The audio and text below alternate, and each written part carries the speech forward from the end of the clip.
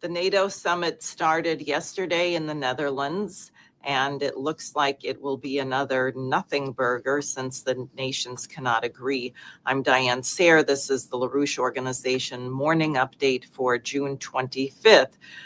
So President Trump took off for The Hague this yesterday morning, arrived there, and even on the flight when he was asked whether he was going to agree to whatever referendum was passed at the end of the summit, he said, well, I'm not really sure. I'm not sure about Article 5.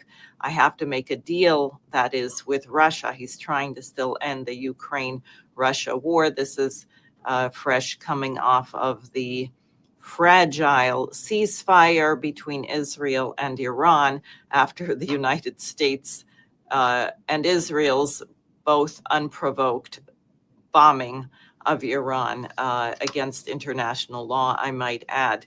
Now, the NATO lunatics, led by Mark Rutte, the Director General of NATO, are busily preparing for war with Russia, which they believe could come in 3 years, 5 years, or 7 years. And also notably, Japan, South Korea, Australia, and New Zealand didn't bother to show up. Is that because they don't want a war with China? Is that because they recognize that NATO as an institution is largely discredited? I don't know. The protest demonstrations apparently were rather small.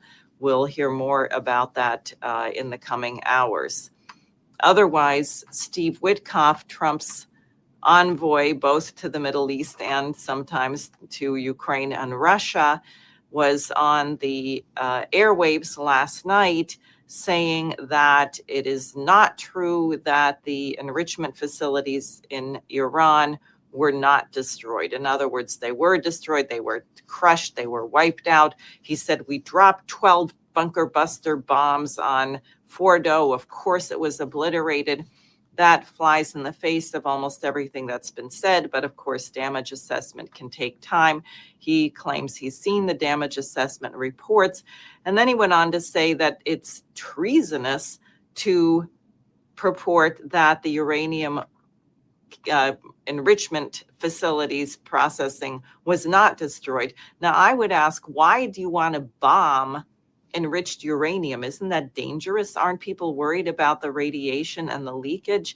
But at any rate, it seems that this is a very important part of the narrative that they have to protect. And what I'm hoping is that if it becomes public knowledge or publicly acknowledged that perhaps Iran's ability to enrich uranium was not destroyed, that some genius doesn't decide we have to use tactical nukes to really get down there and destroy it. That would be catastrophic and extremely dangerous. The ceasefire, I'm not sure, is going to hold. I think Israel badly needed a break. They were going through their supplies faster than they were prepared. Iran, according to some sources, suffered more damage than they expected, but they don't have a shortage of missiles in the same way that Israel has a shortage of defensive systems, and their Iron Dome wasn't working so well. So hopefully hostilities are not going to resume. Obviously, Russia, China, Pakistan, India, many nations weighed in to bring in a halt to this fighting because of the extreme danger. Unfortunately, Israel's policy of genocide in Gaza has not abated, nor has the obscenity of the Gaza Humanitarian Foundation food deliveries, where they are giving the Palestinian people less than 1/10 of the food they need, and many people are still getting shot by snipers and others when they go to get the food.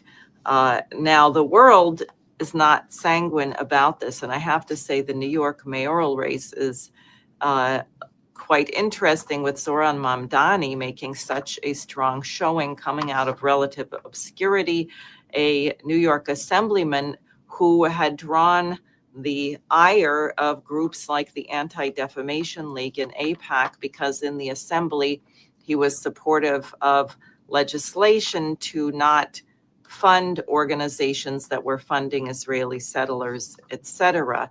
And I think in a way the mayoral race, the primaries, the Democratic primary in which Mayor Adams is not on the ballot, became a referendum on Israel versus, the genocidal policy, the anti-genocide. In fact, there was one debate where each candidate was explicitly asked, where will you first travel? If you are elected, which country will you visit first? Nearly every one of them said Israel. One of them even said Israel and Ukraine. Zoran Mamdani said, I would stay in New York. I'm elected to take care of New Yorkers. A rational answer, I think. Also in Europe, Spain has made a motion to end the EU-Israel deal, which would affect Israel very badly economically because of the ongoing genocide. And I will say the economy of Israel is really suffering. They have more than 20% of the population below the poverty line. They have, not surprisingly, large numbers of people leaving the country, although the government is trying to prevent them from doing so. And this is the case with empires or nations that just live by looting others and committing crimes. They will ultimately collapse of their own weight.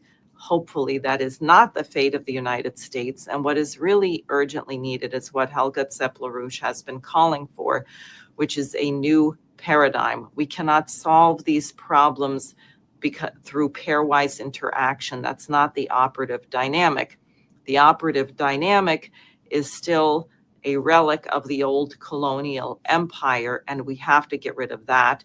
And on the 250th anniversary of the founding of the United States of America, one would hope, it is my intent and that of the LaRouche organization, that we return to our anti-colonial identity, stop waging imperial wars of aggression, and join with the global South for peace through economic development.